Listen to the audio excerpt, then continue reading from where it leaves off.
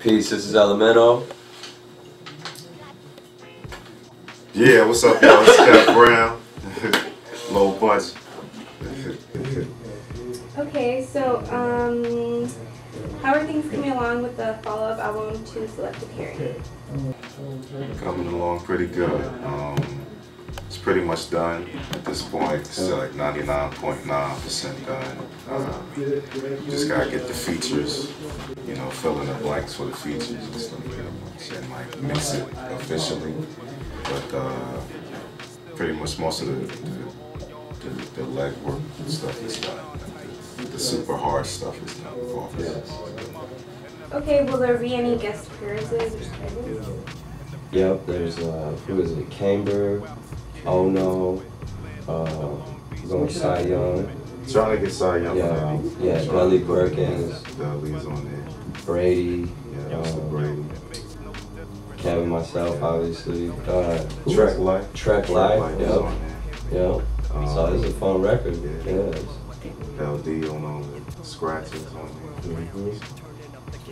And what are you guys doing different with this album than your last album?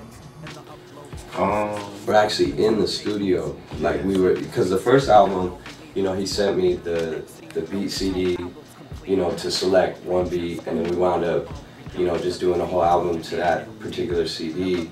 Whereas this time we made a conscious effort to make sure, you know, he could fly out here because we had the studio here, and it was basically like 2 trips that he came out and we knocked it all out. So, with a few exceptions, there will be verses done, you know, outside of that particular studio. But yeah, I mean, I think that's because the first one is classic, banging, you know what I mean? So this one, we're just following, you know, just a rebirth of the classic and banging. So. Yeah, but this one is still, the concept is James Brown. We sampled all James Brown samples. Yeah. But yeah, it's James Brown. It's called James Brown, and you know what I'm saying? First name is James, my last name is Brown, so that's where that came from. Key kind of came. Yeah, he set that off. Right as we're turning in Selective Hearing, he was like, "Hey, did you guys ever think about doing James Brown?" We're like, "Oh." Yeah, so it kind of forced us to this point, you know what I mean? Yeah. Okay, so how do you feel about your music being downloaded? I know that you've released some recent albums for free download, but I don't know, I'm not sure if you ever have. Yeah, I mean, I'm still coming to terms with the whole free download because, you know, I definitely believe that there is a depreciation with that, you know what I mean? Because I don't, just because the times are revolving around the computer so heavy, doesn't necessarily, in my heart, I'm like, it doesn't mean I have to necessarily go that route, you know. But I see the effects of it, and it's very positive. People obviously want free music more than paying for it. But that's not necessarily always the case either. I mean, I feel like you gotta maintain a value, you know, so. But, shoot. Yeah, just me, myself, I guess I'm not too heavy in the free download. Yeah, that's true. Yeah, I guess that's the closest thing. Yeah. Some stuff is cool. Like if the artist is actually like agrees with it to put it out. Like we did the Christmas project, and we was like, yo, let's just put it out for free. It's Christmas, you know. Let's just do it for free. So, and with the, you know. So yeah, so we put it out, and you know, it was all good. And we put stuff out for free a lot. Like we dropped a couple, as a crew, we dropped a couple mixtapes, and you know, Ken Starr had like 2 mixtapes and things of that nature. Okay, so what do you guys think of the whole Doom poster issue? Which one? Doom poster? Or poster, I'm sorry. Doom and Poster. Oh, the poster thing? Wow. That's funny. You know about it? You know about it? Yeah, I mean, yeah, I've heard the reaction, you know what I mean? I mean, shoot.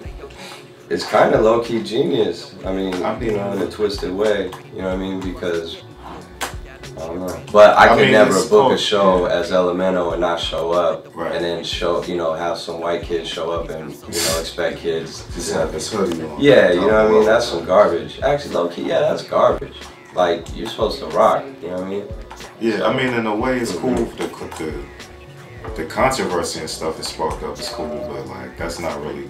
I don't know what his plan was. Really. What is that like, supposed to What was your gain? initial like? I don't know. It's kind of jacked up. Especially, you know, because you're paying to go see the show. That's what it is. And, you know, it's hard enough now. People, you go to a live show and people are rapping over their song and stuff. So it's even more hard, or they're lip syncing or something. So it's even more hardcore. You can't see his face anyway, and then come to find out it's really not him. Like, that's crazy. And you paid money to go see the person that you've been listening to on the CD, and then the person is not really that person. But they got the hype dudes on stage with them. I seen a little clip on YouTube. But I don't know what the motive or whatever was for that. But I don't, you know. I would like to hear the whole story on that. It's an interesting story. What projects do you have planned this year? We got the Al Green project. My man Kane, we're part of Low Budget. We're doing the album, and it's a Al Green kind of themed album, as in Al Green, like love and happiness. And Willie Mitchell, rest in peace, by the way. And you know, we sampled all Al Green samples, because Kane's real name is Al Green. So like, we sampled Al Green. We was always talking about doing it. Like, yo, one day we gotta, your name is Al Green, we should just do an album and you sample all Al Green shots. That'd be crazy. You know, you talk about it, then it never happens. But we finally like actually doing it now. And Sean Bourne, my man Sean Bourne from Low Budget also, we got his album Behind the Scale, it's called.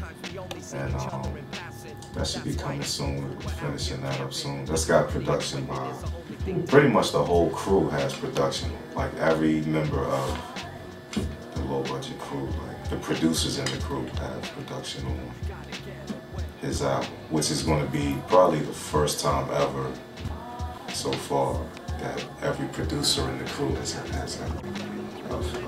What the agenda is on 10/10, we're gonna release a 10-pack with LRG basically, but then up to that point release them digitally. You know what I mean?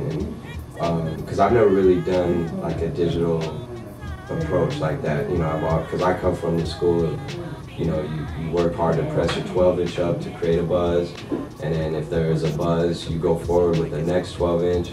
All right, the buzz is going, then you follow through with an album that you find ways to press up on vinyl, as you see. You know what I mean? Or, I mean, shoot. So again, I'm just kind of like a late bloomer with the whole digital stuff. So yeah, we're just gonna have fun this year. That's it. Sounds like a lot of fun. Yeah. And then touring too, that's a big element, is it's like, can't just be studio rats with this, you know? It's like we gotta go out there and just, you know, be with the people first-handedly and you know, have fun. Well, to me, the best one so far has been the one with LMNO, LD, and Odyssey. And that was it, right? That was it. Yeah. Yeah, and Akil, he was on there on some the of earlier tour. parts, yeah. And Roscoe. Brasco. Yeah. That dude, Cali Agent. Cali Agent to South Africa. Me and Roddy Rod. That was tight. Yeah. So there's a lot of good stuff. A lot of good stuff was cracking.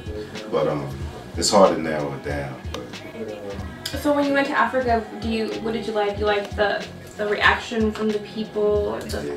It was a surprising to know that they knew our stuff. Like, you know, I mean, that's proof of the internet and all of that, the technology popping, because, you know, it's cracking over there.